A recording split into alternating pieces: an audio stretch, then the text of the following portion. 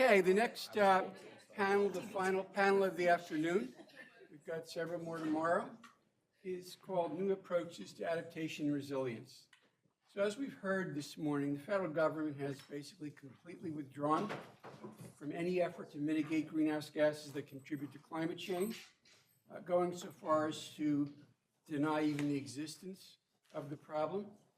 It's also taking steps to disable state programs to mitigate climate change, such as by rescinding the permission the EPA granted to California during the Biden administration to adopt standards for limiting greenhouse gas emissions from motor vehicles that are more stringent than EPA's.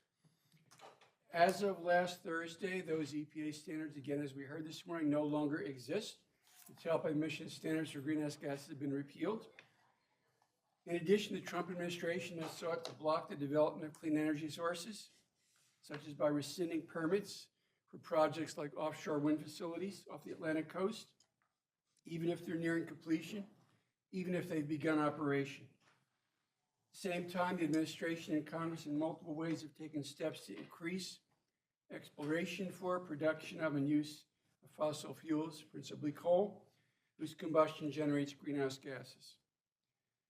All these actions will exacerbate climate-related risks already facing the American people. I understand there's a lag between emissions of greenhouse gases and consequences, but we're already experiencing the consequences, and they're going to get worse as a result of the administration's approach. The bad news is that the federal government, in the short term, is unlikely to take any meaningful action to bolster the nation's adaptive capacity. The good news is that many of the innovations in climate adaptation policy have occurred at the state and local level, and it'll be more difficult for the administration to thwart those policies than they can to scale mitigation programs. It's therefore critical that state and local actors take on the challenge of making the country more resilient to climate impacts. Doing so can minimize the adverse effects of climate change on the public health, the public safety, and the critical infrastructure on which we all depend. Effective adaptation can also reduce some of the serious economic disruption that events like wildfires, flooding, and extreme weather events can cause. And as we'll hear this afternoon, it may be capable of preventing deterioration or collapse of well-functioning natural systems that provide a variety of important ecosystem services. We're fortunate this afternoon to have three experts who are going to speak to us about some of the challenges and opportunities that climate adaptation are presenting in the era of climate mitigation failure. So our speakers are Viccy Salazar, Secretary Serena McIlwain of the Maryland Department of the Environment, and Professor Alejandro Camacho of the UCLA School of Law. So let me start with Viccy Salazar, who is a Senior Policy Associate with the Environmental Protection Network and a Fellow with Democracy Forward, where she works on climate governance, federal workforce resilience, and long-term energy, climate, and environmental strategy. She previously served for decades at US EPA. And she's going to speak to us this afternoon about durable governance for a changing climate to kick off our discussion about adaptation and resilience. Go ahead, Viccy. And thank you for not saying how many decades.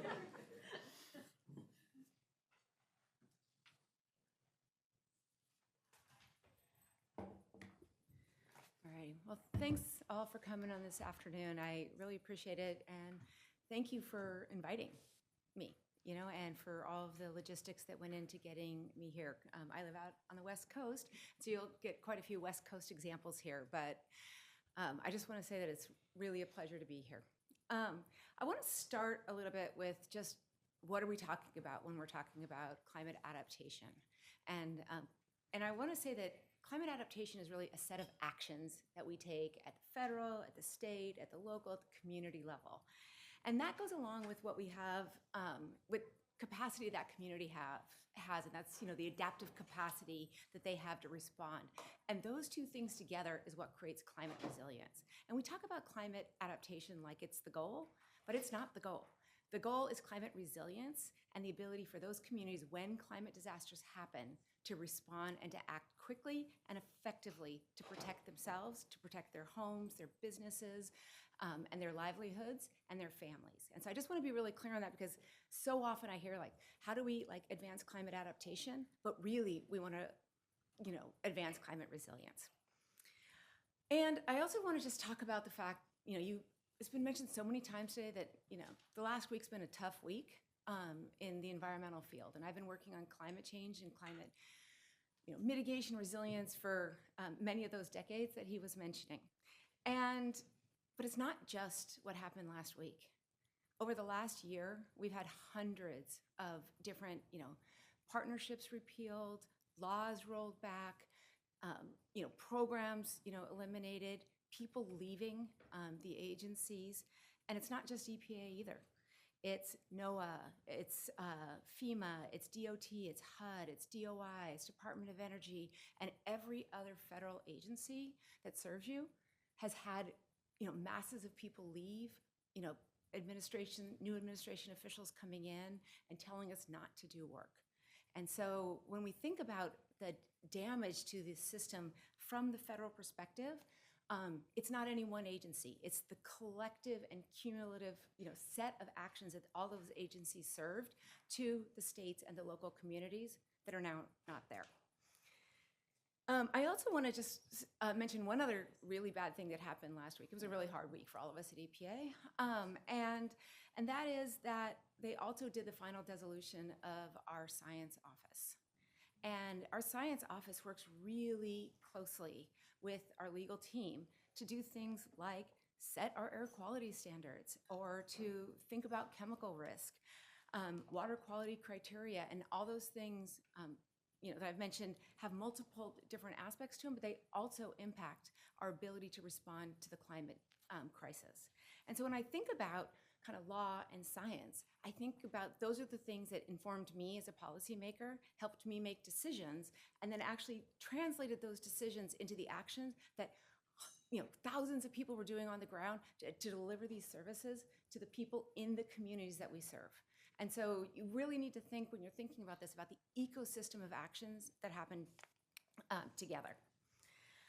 And then, of course, when all of the policymakers are having fights back here in DC, and I live in the other Washington, all this stuff isn't happening. It doesn't quit happening, right? So these climate disasters keep happening. And for those of you who are not embedded in the climate thing, I'm just gonna touch on a few of the things that happen when we have more extreme climate events. People have talked about extreme heat, drought, wildfire, flooding, permafrost melt, landslides, severe storms. There's a whole list of things. Then there's all the ecological impacts. There's warming oceans. There's entire ecosystem shifts. Fish and wildlife are stressed. Sometimes they're moving out. We see, fish in Washington State that I grew up in California. We used to only see it there, and now it's up on my coast. We see, forest health decline, which contributes to things like wildfires, and we see soil degradation, among many other things. But then there's also the social, the infrastructure, the economic, and the governance systems. And these are all the human systems that matter to us. And there's public health is kind of the one that we talk about a lot. But there's also, housing displacement. There's people leaving places with repeat climate disasters and creating climate deserts, where all of a sudden, we have infrastructure and we have housing, but we don't have people who want to live there anymore. And so they leave, and they leave all that along, and it's not being paid for by the tax base. We fail on the infrastructure, the transportation goes down, the energy system stress, water and wastewater, and then, communication outages. And the list goes on. And then it leads into kind of economic damages, insurance losses, and insurances are walking away, and changes to our agricultural system, which changes our food systems and how we get food. And then there's just the governance system. And the one I'm going to really call out right now is the fact that the money that's in our governments and our local and state governments that we want to use to run all these programs and these important things is all of a sudden being spent on disaster response. And that is not a really good way to be spending our money, because what we want to do is we want to think about planning, prevention, and those types of activities. And where this lands is in communities. I'm going to get hopeful eventually, I promise, right? Where this lands is in communities. And we really need to be thinking about that anchor. We've been hearing about that in terms of environmental justice over the last two speakers and the panels, but it's very true for climate adaptation and resilience as well. So some of the good news is we still have great authorities in the rest of our laws. We never really had a climate adaptation law to begin with, so that, we wished we did. We did have some money that came, through the Inflation Reduction Act on many different fronts and many different agencies. But there's no law to erase, and so we've already built an ecosystem of actors and players that can actually respond to some of these things, and it's not just at the federal space. So let me just show you a little bit of what it. Oh, nice slide. Let me show you a little bit about what it looks like when climate disasters happen. And so this was December, just last December, about 10 miles from my house in Washington State. And we're used to getting rain, right? But we're not used to getting deluges. And so this is what happens when climate change magnifies what we're used to in our area and overwhelms the existing systems. We had about 10 inches of rain over a series of a couple days, and we just kept having these things that I grew up kind of there, and I never even heard of an atmospheric river until recently. Now, every year we have multiples of atmospheric rivers, and it starts, and we had 100,000 people that needed to be evacuated from this area. And then we had all of those other impacts that I already talked about to the communities, to the ecosystems, and to the systems that deliver services to the people of the United States every single day. And this is just one example. There's lots of examples of this that happen around the country. And I just want to say one of the other things that's come up here that's been really impactful is the impact of on businesses and local businesses. And many of those are businesses, small businesses that are just trying to get started, and they're living right on the edge. And so when you have to close your business for a week right before Christmas, that may be the difference between your business existing and not existing in January. And we hear that a lot when we hear about climate disasters. It happens with wildfire, where people don't want to go out because it's smoky and the local coffee shop has nobody there. It happens with flooding. It happens with intense storms. It's impacting every part of the economy and of the governance system. And then to top it off, we've always used maps and flood maps right across the country that use past data to predict. Those scientists, again, that they just got rid of, those are no longer predicting the future. And so this is actually in a place that we maybe were supposed to have a 100-year storm. Every 3 to 5 years, we have one of those. And that is not a sustainable system. And this is just a map that was actually made by one of my fabulous interns that really starts to lay out that these impacts, it's not a one-size-fits-all. It's wildfires, it's water stress, it's extreme heat, it's permafrost melt. And so when we think about the regulatory structures and the legal structures that need to address this, they need to be specific to the harm that's happening, and they need to be flexible enough that when you walk into a community, you can deal with and address what they're thinking about on that day, in that minute, and what is impacting them. And so I also want to say that, and this is actually a vulnerability. And so this takes a bunch of different climate hazards and puts it together and says, who's at risk? And what we're seeing is that same environmental justice map that we saw earlier today. If you lay it on top of this, you're going to see all of those same spaces kind of, marked up and colored. And that's because of this cumulative risk that Charles has been working on and has been talking about, is that this risk compounds. So you have a vulnerable population. That vulnerable population is exposed to additional risks. It creates additional vulnerabilities. It creates additional costs. They don't have they don't have an air conditioner because they can't afford one to begin with, and so they have, more heat stress. And so this risk builds on itself when you think about adaptation and resilience, and that's why this is so important to be thinking about. So this is a photograph of a village, Yupik village in Alaska. And this is just one of like hundreds of pictures that looks like this, because this has been happening, in ground zero, right in Alaska for a long time. And when I first started on climate change, working on climate change about 20 years ago, which was actually when I was born, because I'm really young here. I remember working at an EPA and getting guidance that we knew climate change was happening, but it was only happening in Alaska. So we could think about climate change there, but nowhere else. And because we didn't have the laws or the structures to address climate change, it all became kind of a resilience problem. And these guys are not creating the problem. Let's be clear on this. Like the mitigation issues for them, they're not really emitting that much, but what they are doing is feeling the effects firsthand. And there's some places in Alaska that are losing 100 feet of shoreline a year due to more intense storms, permafrost melt, and erosion. And there's 30 or so villages in Alaska that are at imminent danger of pretty much falling into the ocean. And they need to be relocated, and there's no program out there to help them relocate. So they're finding other solutions, and they're patching together this compilation of federal and state and philanthropic money to address this. And it really speaks to the network and that system that has been created over the many years because we didn't have a regulation to address the climate change.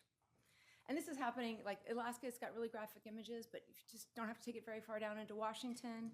The Quileute tribe is having to relocate its school and its government offices because they were too close to the shoreline and the shoreline's eroding.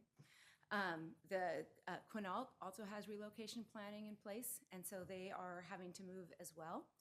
And all of this is really creating a fragmented and strain on the governments to deliver the basic services to these communities that we need to do.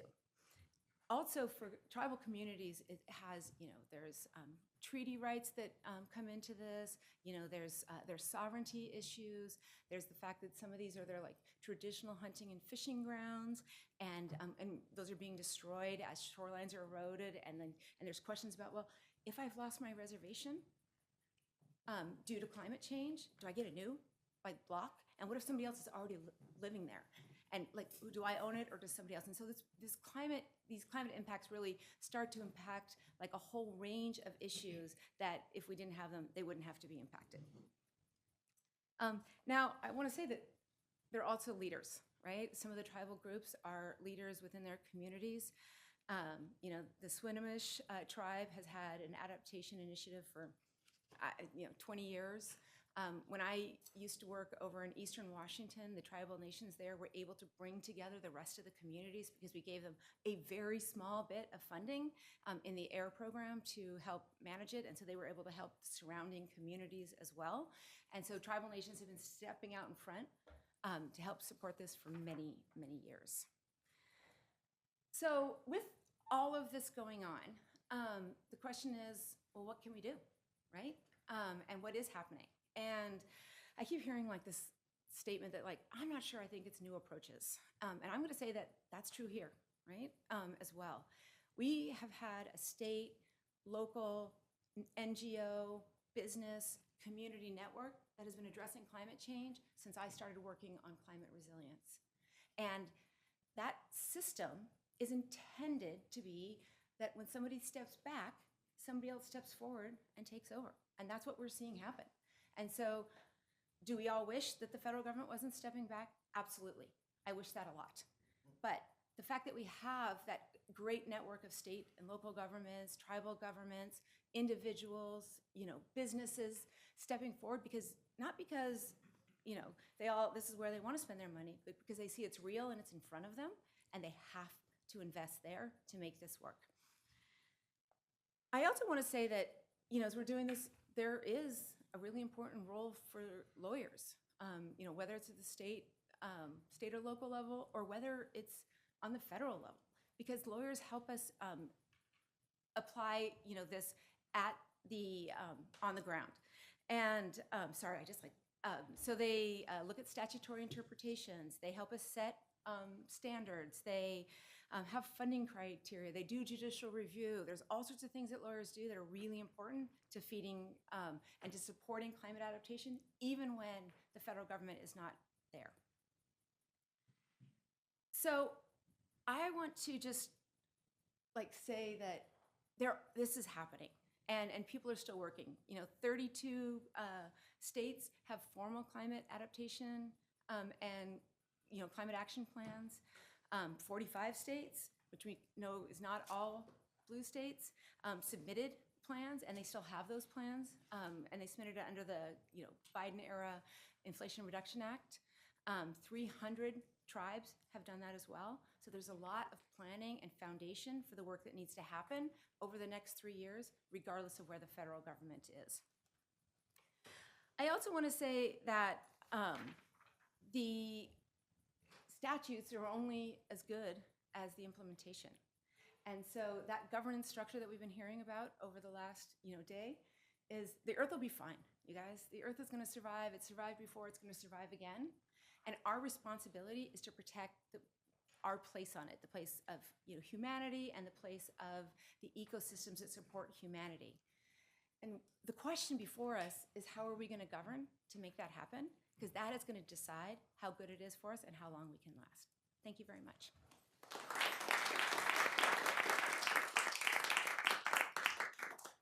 Thank you, Vicki. Our next speaker is Secretary Serena McIlwain, who is the 11th Secretary of the Maryland Department of the Environment.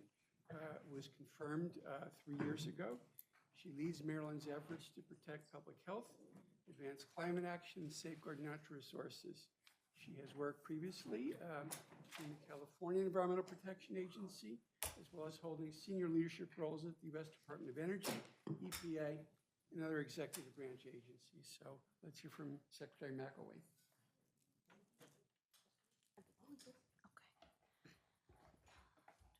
While we're doing that, I'll say hello to everybody. It's good to see you all. I'm going to speak to you. I was noticing there's some overlap, but I'm going to speak to you from a regulatory standpoint and what my job is in terms of protecting Maryland. So I'm going to focus only on Maryland and adaptation and all that we're doing.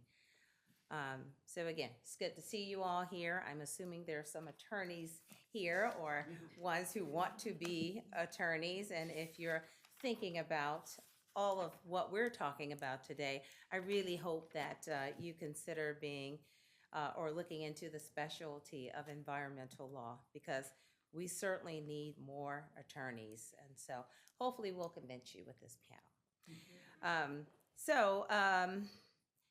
Let's see, the slides are good? All right, great.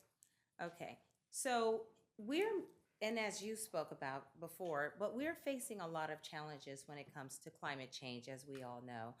And again, I'm gonna just focus my conversation on adaptation, because the real question in all of this, all that we're talking about, is how do we protect communities from the impacts of climate change right now, not 20 years from now, not theory, not modeling exercises that we do, but honestly, right now.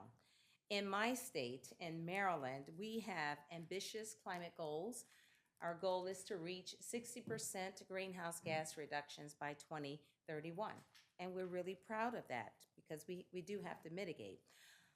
We know that we want to slow down the impacts of climate change and make this planet beautiful and more livable for future generations, not just for us. And in order for us to do that, we have to start reducing emissions today. But adaptation is just as important. And when we think about adaptation, it looks a lot different in 2026 than it did before. And it is really about the fact that, and you spoke of it, flooding is already happening. You see it every day. Extreme heat is on the rise. Storms are already more intense, and people are really feeling it. There's no more question about it. We're feeling it. It's here.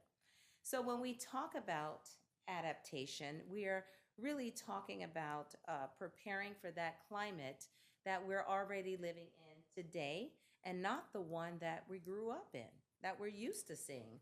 And so part of my job as Secretary of Maryland's Department of the Environment is really making sure that our infrastructure and policies are ready to deliver that same standard of protection that Marylanders expect.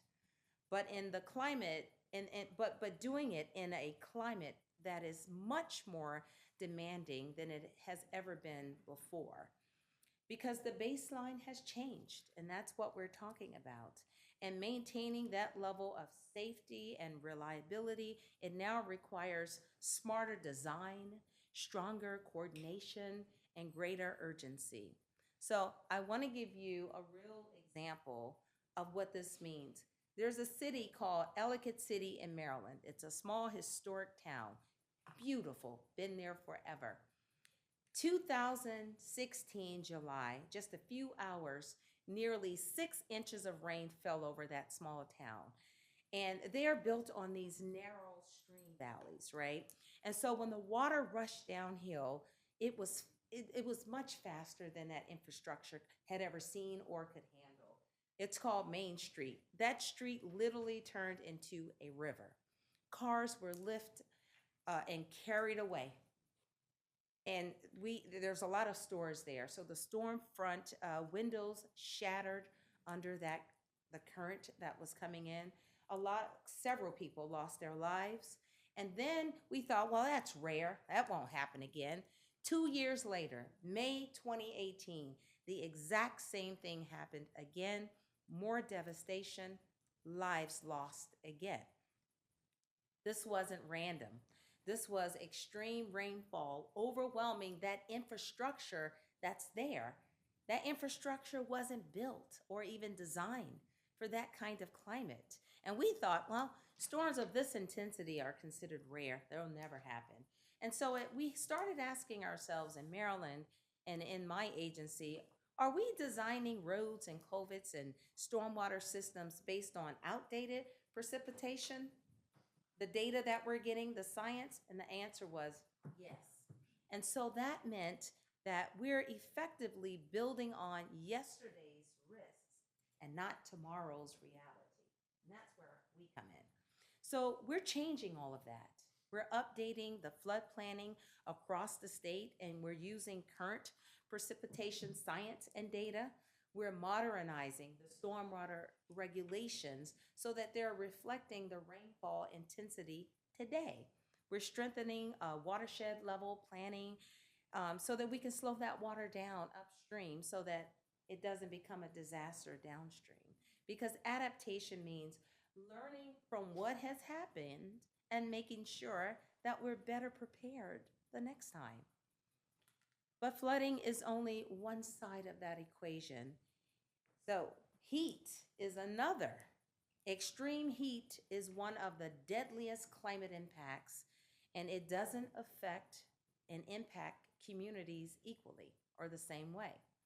And this is why in Maryland we have launched this initiative called the 5 Million Trees Initiative. We want to plant and maintain 5 million native trees by 2031 as a nature-based solution so that we can cool neighborhoods and we can reduce heat islands and improve air and water quality and strengthen resilience.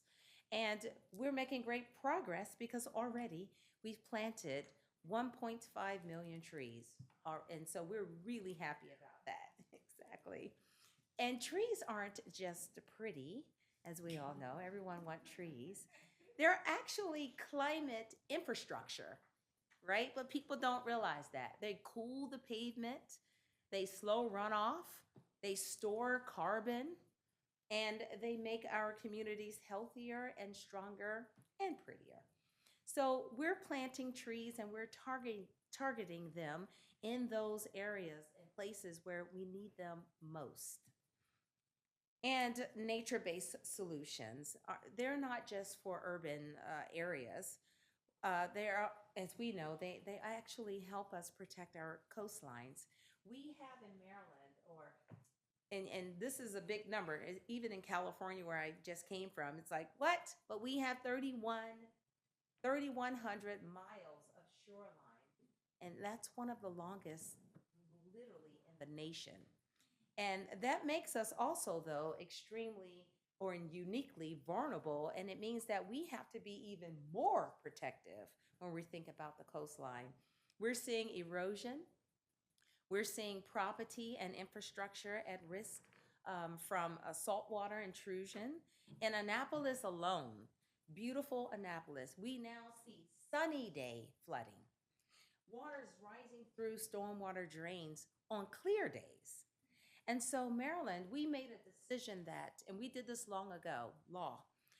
When property owners are trying to address erosion, they need to start thinking about and prioritizing living shorelines. And that means using natural materials like marsh grasses and sand and stone instead of hard bulkheads like they're using.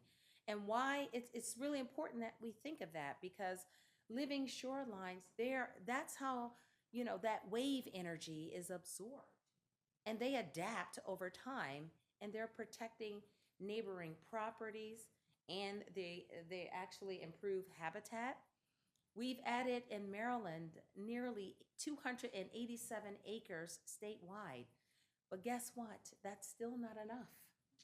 It's progress, but we have so much further to go. And that's where education and engagement and better science, all of that matters, helping people understand that living shorelines don't just protect the environment, they also protect your property. But people don't believe that in Maryland. We're constantly fighting and trying to give them waivers because they don't want to do it. So this is an example of how our own laws can actually drive community resilience if only they just listen. So when we talk about coastal adaptation in Maryland, what we're really talking about is long-term planning, real planning. We're incorporating sea level rise projections into our capital decisions that we make, into how we design roads and wastewater plants and public buildings. All of these things that are meant to last for generations. We're aligning our infrastructure, the funding and hazard mitigation plans with the best available science, because we know that water levels are rising, and if we don't do anything, then we're not being responsible. So we're supporting communities that are addressing these critical infrastructure. And in some places, we are really having very honest conversations about risk, about where continued investment makes sense, and where we may need to rethink future development patterns. So these conversations are happening, and those conversations are not easy. They're legally complex, they're financially significant, and they're deeply personal, particularly for the families and the communities that are involved. So this is where climate policy meets property law. It's where infrastructure finance meets land use. It's where science meets lived experience. And that's why actually this whole field is really growing. Adaptation law is going to grow, and it's going to continue to grow. Land use and zoning, it's going to evolve. Climate risk disclosure will become more central in real estate and in finance. And not because it's abstract, but because of the physical realities on the ground are changing, and we can see that. And so our job, and maybe your job in the future, in many cases, is to make sure that our legal frameworks keep pace with what we're doing. And all of this points to something much bigger. Adaptation isn't a program sitting on a shelf. It's about building resilience on the ground through leadership, good governance, and investing where it actually counts. And that's really what we're looking at. And here's what that looks like in Maryland. Since 2004, we have invested nearly $2 billion in water infrastructure. And we protect more than 204,000 acres of wetlands, natural buffers that often outperform concrete. This year alone, we're investing about $400 million in resilience projects statewide, all throughout Maryland. And we're designing those investments for future flood conditions and not the outdated maps that we were used to using.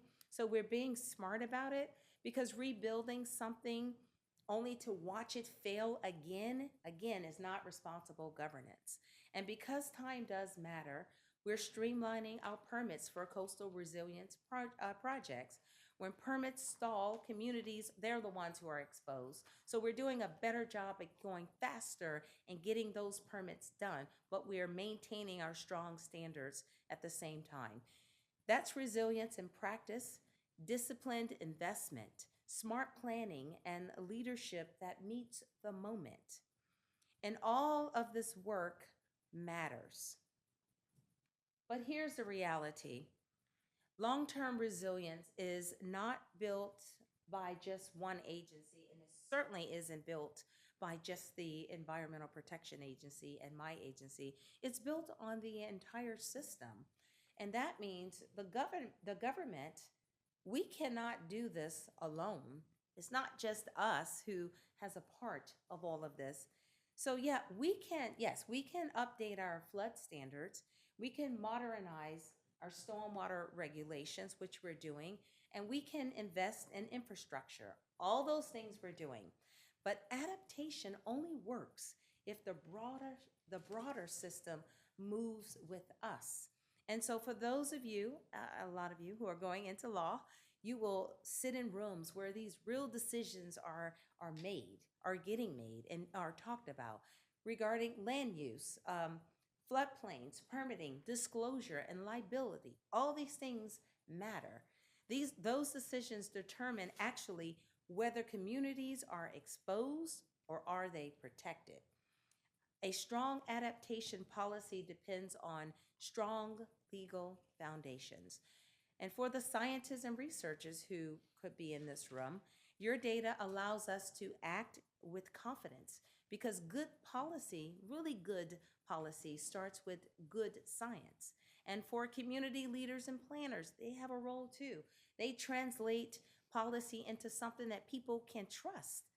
And that may be really the most important step of it all, because climate impacts are not theoretical.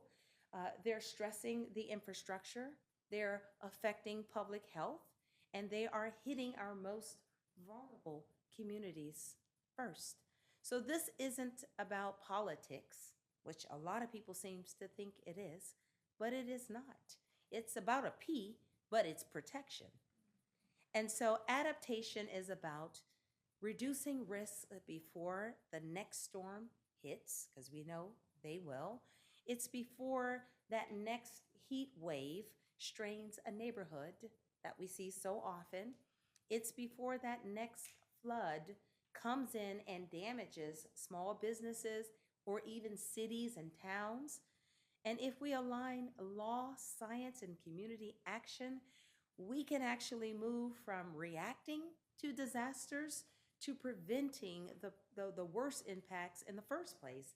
And that is, to me, that is what real resilience looks like. It's when we do all of these things, and when I take my role as a secretary seriously and put those policies and regulations into place so we can protect our people. Thank you.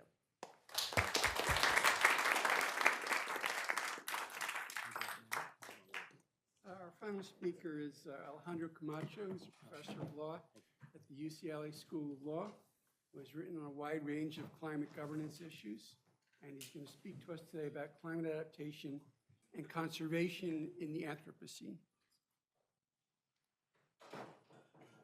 So thank you all. Obviously, we're running a little bit late here on in this conference, so I thank you. And I'm also the last speaker, so I appreciate all of you for sticking around. I first want to acknowledge that and pay my respects to the Anacostan and Piscataway peoples upon which who's the traditional caretakers of this land upon which we are on. Um, I I tend to write on a lot of different topics. Some might call me a dilettante. And in particular, in the context of adaptation, I tend to think of the work I do as sort of falling into three different buckets. Sort of what I would call the substantive, which are sort of the goals and the strategies of governance, the procedural, sort of the processes we use for making those decisions, and the structural, sort of the relationship between the different entities and who exercises that authority. And I was asked to talk about one particular, because that's getting kind of abstract. So I decided to talk about a particular topic that is hopefully going to be interesting. It is controversial. It's an area that I think people in the Caribbean, and particularly in Florida, need to really be thinking about seriously. And they're way behind, 15 years behind a lot of other ecological systems. So I'm going to focus on particularly on the substantive bucket, why we conserve and how to best do it. But again, in the Q&A, I'm more than happy to talk about some of the structural and procedural components. I've more recently written about some of how tribes are actually doing some of the more interesting adaptation work. So what I'm going to do is briefly describe a controversial adaptation strategy, assisted migration, and ecological replacement as two different strategies. To be focusing in natural resources, obviously. I'm going to be focusing particularly in the coral context, because that's where I've been doing a lot more work in the past 6 months in the Caribbean, and both how they each of these different strategies in the coral context, but more generally, raise scientific, legal, and ethical issues. All right, so what are these? So assisted migration is the intentional movement of species outside their native range to help it adapt to climate change. Okay, and practitioners have been discussing this and engaging in it since 2004. Okay, so for over 20 years. Okay, one of the first of these was involving an endangered plant in Florida called Terrea taxifolia, or a threatened plant rather, under the Federal Endangered Species Act, which the self-proclaimed Terrea guardians have been moving all over the United States. I only show you the eastern United States. We've also been moving it to Oregon as well, and elsewhere, where they argue it needs to go to survive climate change. Okay, but there have been a lot of different experiments in this all over the U.S. For example, dealing with forests is probably the most common example. In Canada, in Mexico, in Australia, in Switzerland, and a lot of other places too. And in 2024, the Fish and Wildlife Service kind of listened to me. I mean, they did something different than I would have done, but at least they did something where they actually made this a process slightly easier to do for certain kinds of federally listed species. Okay. And there are a lot of others around the world that have been doing this, okay? And there's still a lot of fights about it, but I think, particularly in the terrestrial context, which is where most of my work has been, it's been considered to be generally a viable tool, depending on the particular context, okay? More recently, I've been exploring the possibility of a sort of a sibling to assisted migration, we're calling ecological replacement, okay? This is an introduction of a species, not to save the species, but to serve a function that is no longer being served by a particular native that used to be filled in that niche, okay? And I explore this, along with some coral experts, in the context of Caribbean coral, okay? Many people probably know or can imagine that coral is pretty important to Florida, ecologically, for its tourism, economically, of course, recreationally. There are a lot of hobbyists. I mean, I've learned that, many of you know that coral and marine, people love their aquaria, particularly the marine aquaria. A lot of hobbyists involved with that. But the Florida coral ecosystems are in bad shape. Okay, this is kind of what it looks like. Okay, maybe some of you think that's a novel ecosystem, but it's not particularly attractive. And it's not particularly ecologically diverse. Okay, there's been a lot of money and effort into engaging in conventional restoration. okay? Basically taking coral from tanks and planting them into Florida waters. Millions of dollars, lots of private, lots of public effort being done to try to basically replace the native coral, okay? But unfortunately, native coral is not, that has been being planted, is non-self-propagating, okay? And this has been the case for decades. It's not like this is a new climate change reality. This is something that's actually been the case for decades. So people are essentially planting coral propagules. It's like cutting flowers and putting them in a vase and calling it an ecosystem. Now, the flowers might live for a little while, but they die. They don't self-propagate. And so they replace them with new coral. And they replace them with new coral that have been in tanks, okay? And, you know, this has been the case for decades. And I think some policymakers and scientists have slowly acknowledged this. But even now, some are resisting it. Some are saying that if you just get rid of the land-based pollution, it'll solve the problem, okay?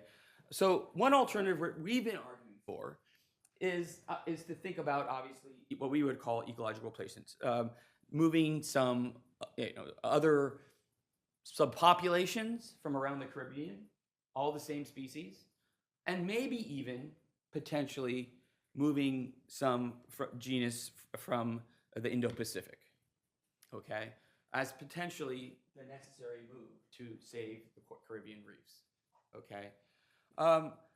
Now, I mentioned that example, and as you can imagine, there have been some coral ecologists who have sent us emails since January 22nd.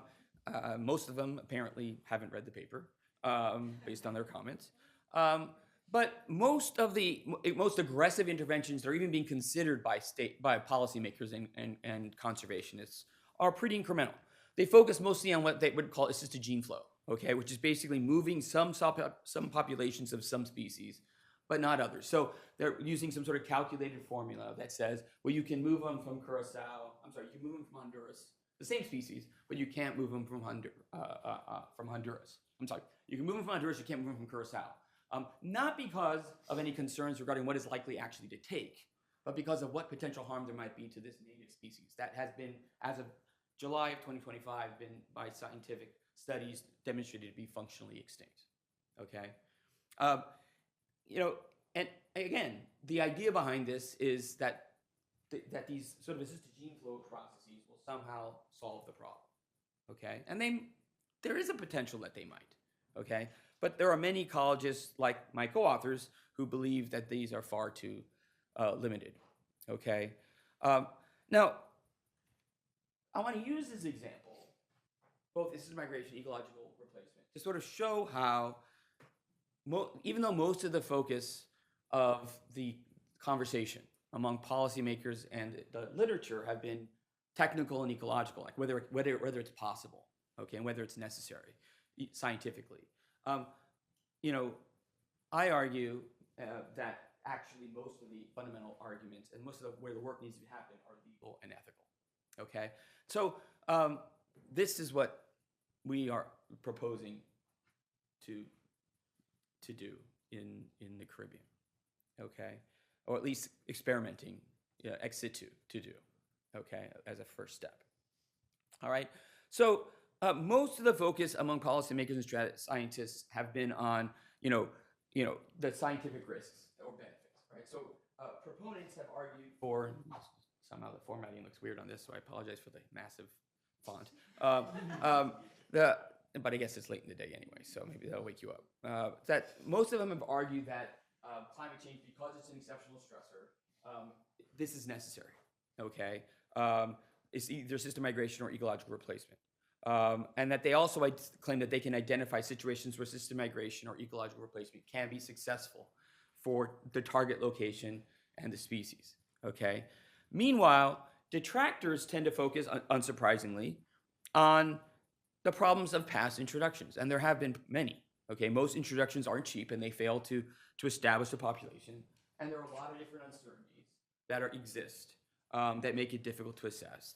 And there's no question that some past introductions have eroded biodiversity and disrupted ecosystem. Two very common examples in the southeastern United States, kudzu, which was introduced as a soil erosion problem, to address the soil erosion problem, and I've obviously covered up, that's a house down there, in case you can't see it. The cane toad in Australia is the other famous example. It was introduced to try to get rid of eradicate pests to sugarcane, and became a pest itself. Okay, and these are pointed to as sort of raising concerns regarding the potential of moving species. Okay, so how does the law fit in? All right, well, really, there really have been 5 basic strategies in the U.S., but frankly globally, that have been used to engage in natural resource management. I'm sort of break them down simplistically. Okay, the most common one in the U.S. and certainly around the world are reserved lands. Since 1872 in the United States, starting with Yellowstone and Yosemite, all right, basically set aside land and manage it, either or set aside waters. They just set it aside. Okay, the second one is really to regulate private and public development, right? But this sort of strategy tends to focus on ensuring species do not go extinct, which of course is only one form of biodiversity. Okay, the most obvious example many of us are familiar with is the Endangered Species Act. At the federal level and at the state level, it's about half of the states that have state analogs. Okay, where the main restrictions, Section 9, Section 7, and Section 10, are all reactive, right? Try to limit harm directly to species. Okay, they're about limiting development. Okay, not about promoting ecological health. Okay, that's not their orientation. Right? Same thing with regard to invasive species laws. Okay, these have existed for about 125 years, the Lacey Act. Okay, where their primary focus is mostly on direct stressors. Okay, preventing what are deemed to be, culturally determined, basically harmful non-native movement. Right, trying to keep them where they used to be. Okay, and preventing direct human introductions. Okay. There are also a wide variety of fisheries and wildlife management laws that mainly seek to maintain the productivity of certain populations, but focused on usually one or two particular favored species. Talking about fisheries, focusing on a particular fish, or obviously forests, which are primarily focused on protecting a particular favored timber species. Okay. Now I say this is a perfect example of sort of wildlife management law. Well, this precipitating wildlife management laws. Maybe everybody knows, maybe they don't. Those are all bison heads, skulls. Okay. You could point to lots of other examples, but these aren't new strategies. These have been existing for over 100 years. Okay. There have been more dynamic strategies. Okay. Funding for corridors to increase connectivity, or funding or incentives for private conservation. Okay. Or set-asides. And I certainly think there's no question that these strategies are vital, okay? But they just are not enough for climate adaptation. And in fact, what happens is that I think assisted migration and ecological replacement really demonstrate why a number of these strategies are in conflict with adapting to climate change, okay? That is, assisted migration and ecological replacement really seem to abandon, to many people, a lot of the pushback on them is that they abandon certain premises of conventional resource management, okay? First of all, much of natural resource management, a lot of those laws I told you about before, are really grounded in preservation and restoration ecology, okay? Basically protecting species that are present and keeping other species out, to put it simplistically. Okay, what I call historical preservation. All right? In Florida, this is the primary impediment to any form of ecological replacement. Okay? The Fish and Wildlife Commission officials interpret Florida law as prohibiting introduction of any new subspecies, even. Same species, elsewhere in the Caribbean. Okay? 10 years ago, they would have prevented movement of species or subpopulations from one reef in Florida to another, saying that we want to protect each individual reef. Now they allow it anywhere in Florida. because they say that they have no choice. If the coral is so bad, then they're willing to move it anywhere within Florida. And they actually say to me in interviews, you know, boy, I wish I could go back 10 years ago and do this, have done this then. And I keep wanting to tell them, well, why don't you learn from that lesson and think about what yourself 10 years from now would say to yourself today? Okay? They don't like to hear that. It's hard. It's hard. So, and I don't mean to pick on them because I think there's quite a few. My iPad has somehow put its security. It doesn't like me. You know, there are definitely ecologists and people who are willing to think outside the box. But the most interesting thing about the coral ecosystems is that these are conversations that I was having with people in other ecosystems 15 years ago. And the coral folks are completely unaware of these conversations elsewhere, okay? It shows the myopia not only of discipline, but even internal to specific, within disciplines, okay? And for these people, though, assisted migration, ecological replacement, erode, if not potentially destroy, this historical preservationist view of nature. Sort of place-based concept of nature, okay? Both assisted migration and ecological replacement also challenge this sort of conception of the role of humans in relation to the environment, okay? They rely heavily in a very interventionist approach, right? Obviously, right? So in that sense, they work very much against another established goal of some of our natural resource laws, what I call natural preservation. Essentially shielding nature from human intervention, allowing for it to be wild, isolated from humans, relying on sort of this duality between natural and human. The most obvious example of this would be the Wilderness Act, which is primary goal. It might have some ecological benefits or other benefits, but its primary goal is keeping humans, as it quotes, quote, the wild wilderness untrammeled by man. Okay, so for these laws, interventions in migration obviously can increase regulatory barriers, but they also, decrease regulatory protections for species, because if we call something an unnatural or an introduced species, like if we're introducing a species because it's endangered and we want to move it somewhere, we actually decrease the protections for that population because it's been moved by humans. So it's less valuable than the naturally moving species. Okay. And then we talk about sustained laws.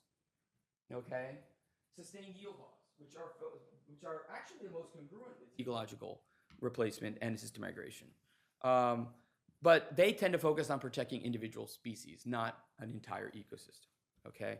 But I argue that it's these views of natural resource management and nature that make little sense in a climate change world, okay? We should question the ethical premise of absolute fidelity to preservation, okay? I mean, why focus on keeping things static, sort of preserving or restoring biotic systems to sort of a arbitrary historical baseline, even though things clearly have been and will continue to change rapidly? I mean, whether we like it or not, climate change is changing natural systems, causing new biotic communities to form, okay? Why would these new communities be natural and good, but including deliberately moved species would be artificial and bad, especially when some of those species would have moved and migrated, but for human-caused dispersal barriers, like monoculture, like cities. The first picture I had up there was of a tortoise in Greece, where that tortoise is not going to cross over Athens. If it wants to migrate, it's going to need help. Okay. Second, any attempts to safeguard nature as untouched are belated and artificial. When natural systems are clearly already declining from human-caused harm, what's the value of keeping preserves undisturbed? Why absolutely bar intervening to promote ecological function? Unfortunately or fortunately, active management is going to be needed in a number of different systems because passive approaches are poorly matched to climate change, because they rest on an assumption that nature can be shielded from human impacts. But reserves are not immune to changes in temperature or rainfall. And they may even become inhospitable to the resources they were actually intended to protect. Joshua Tree National Park may not be compatible with Joshua trees, okay, unless we want to put a bunch of sprinklers in there, okay? So to me, the goals, strategies of conservation governance need to be reconstructed. And the important questions aren't how do we leave nature alone or how to put things back the way they were. It's how to manage in a way that promotes future ecosystem health, ecological function. And of course, even if you get everybody on board with that idea, which is a big lift, there's a lot of questions that follow from that. Like, what do we mean by ecological health? What do we mean by biodiversity? There's lots of different versions that might be. It might be biomass. It might be, lots of different kinds of biodiversity. Just ask any geneticist or biologist what does biodiversity mean. You'll get lots of different answers. Okay, but there's lots of research being done on how to value biodiversity, and there are different metrics for coming up with it. That is where I think ecology should be focusing in on, not on keeping things the way they used to be, not on keeping humans out of natural systems. And where the law should be is in trying to promote such sorts of things and to develop risk assessments built into the legal system rather than creating these binaries that say it's good if it's natural, it's bad if it's not, if it's introduced, it's good if it's native, it's bad if it's non-native. Okay? So I'll stop there. There's a lot more I can say about it. I'm happy to talk further about this or other things, including how I would try to integrate this into an actual regulatory system, including particularly in the coral context. But thank you.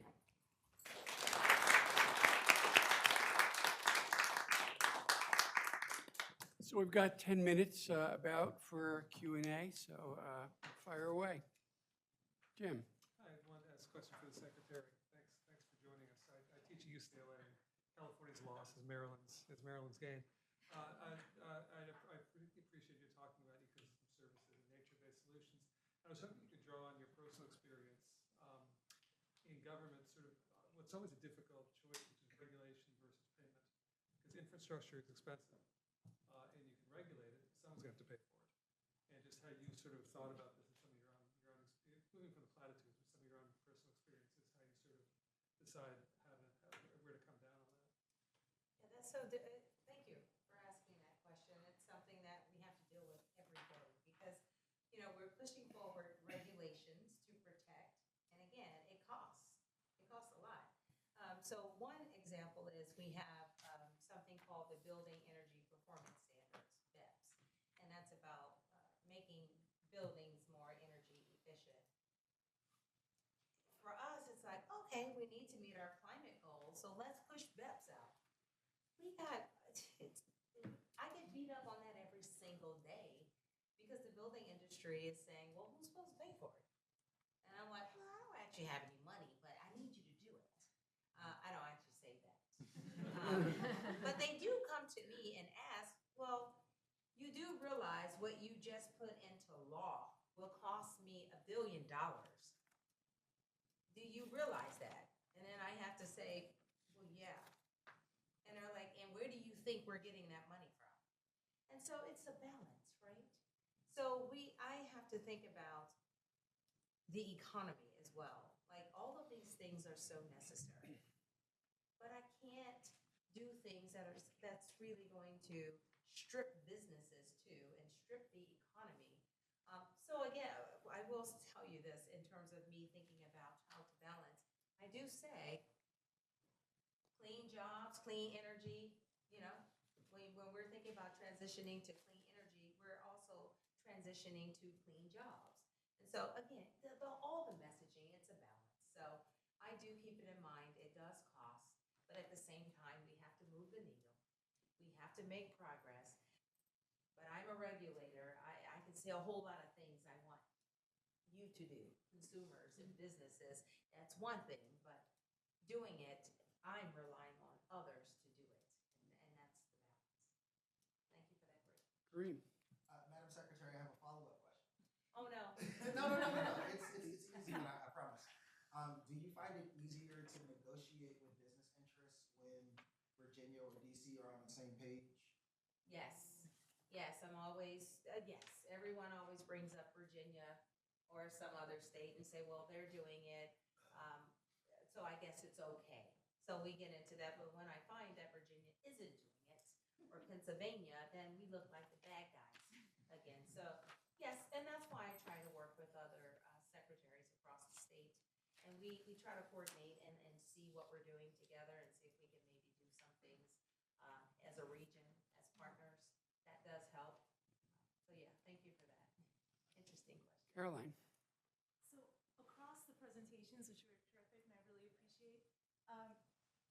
so struck by adaptation of how many things it means, and how many layers there are to it, interventionist, passive, and just building something up.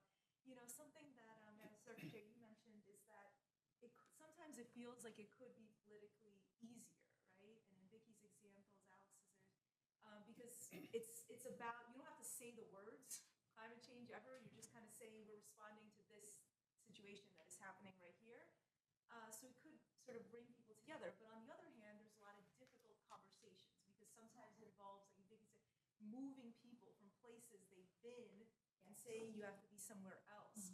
And so I guess I'll focus in on just like Alex's, but you mentioned maybe the Joshua Tree is not, no longer able to be in the national park. But, in your Not example yet, of the but it will corals, be, yeah. well, but in the example of the corals, do you move the corals from Honduras to Florida, or does Florida just give up on the corals?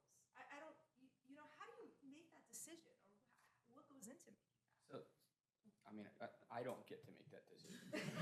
I wouldn't mind to, but I think so. Part of what you have to think about is obviously what the substantive goal is. And part of all I talked about so far has been how the goals and the strategies for achieving those goals are incompatible with climate change and ecological change in general. Okay. Once you get people on board with that, then it becomes okay. So what do we do about it, right? And what strategies we would use to adopt to achieve that. For me, ecological placement should be on the table. It's at the end of the day, you're going to be engaging in risk assessments regarding a range of different potential trade-offs, a range of different strategies with different trade-offs. Right. So some of those strategies might be assisted gene flow, and assisted gene flow can be many different things, moving it from a variety of different places, and they all come with potential risks. They all come with potential benefits, right, and uncertainties. It could be genetic modification. There have been movements to try to genetically modify coral. And other one would be, again, to assist the migration from a totally different part of the world. There are people who, and there's a lot of different opinions about which of these options might make most sense. The point of the roundtables that I've been doing, we did one in Miami in December to bring in a range of people together on this, and ones that we'll probably have moving forward, is to even get people to, first of all, have the conversation that the coral system, we need to move on. And there's a psychological phenomenon that's going on. In fact, one of them said to me in an interview, I know that you and Misha, my co-author, is right. I'm just not ready to say goodbye, which is why I used the metaphor of having a grandparent or a parent on life support, and saying you have the opportunity of giving them surgery and choosing instead to just keep them as a vegetable. I hate to put it that way, but in many ways, that's the choice that is being made right now in Florida. And to me, it's a matter of them getting past the psychological barrier. So I guess what I would say is there's a substantive choice.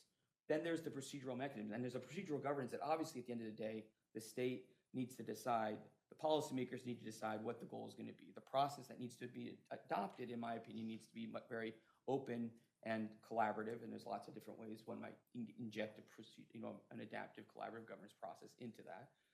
But it's got to be, there's also a structural component because it's obviously a fragmented decision. It's not just Florida's to be made.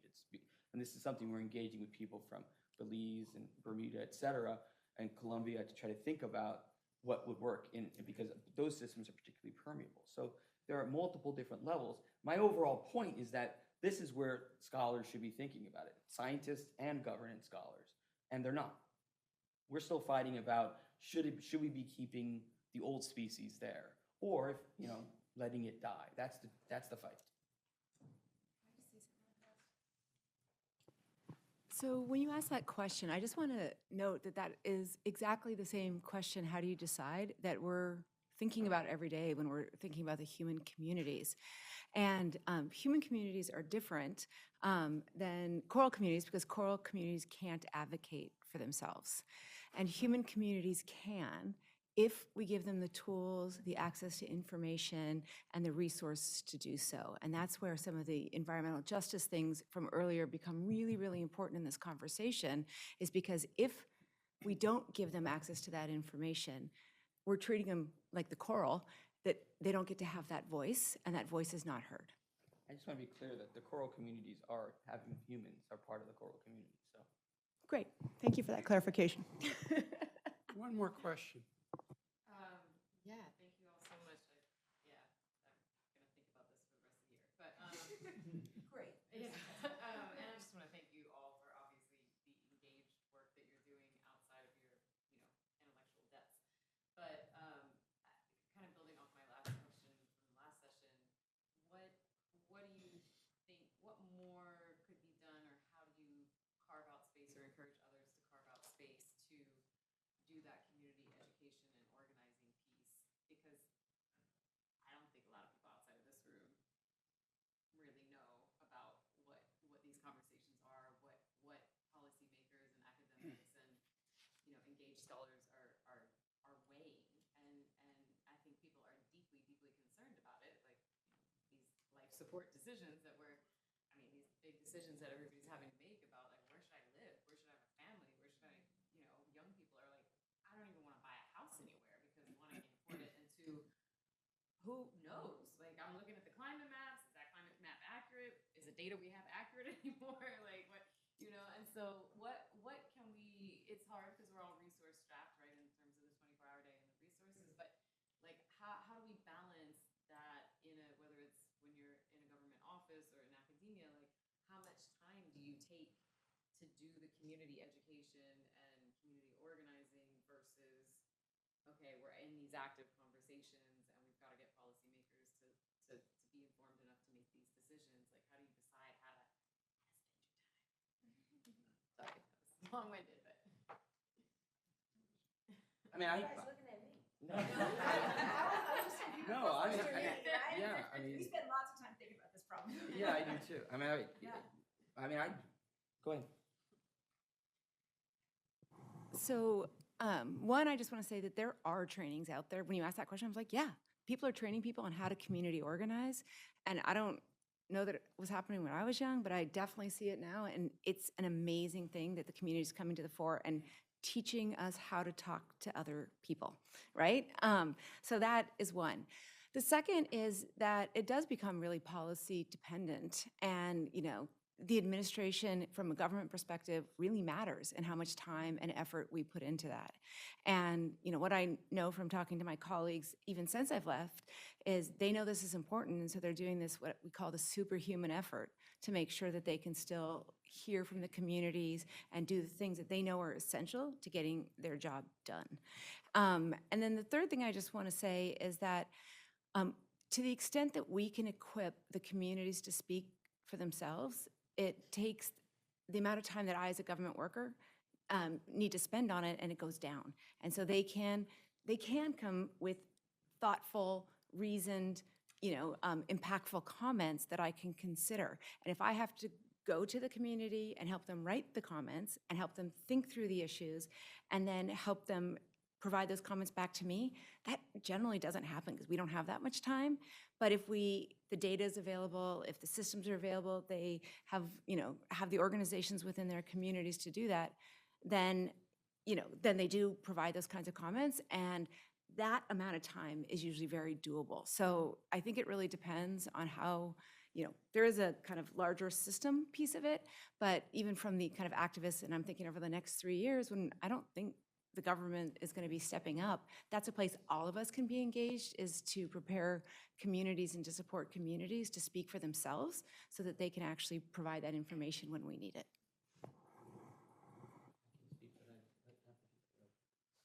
So,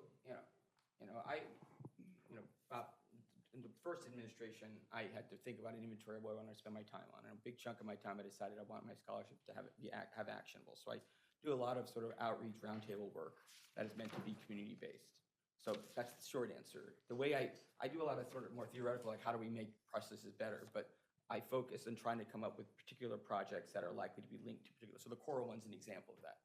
Another one is being in California has been very helpful.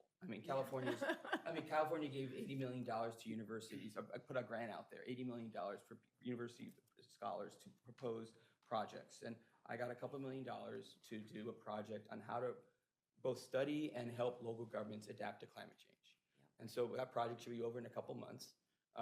And the number one thing that I thought that they needed, and part of it's because I thought they needed before, Smart Runner Scholarship had, was one of the things that our governance system just generally lacks, even without climate change, is an information infrastructure.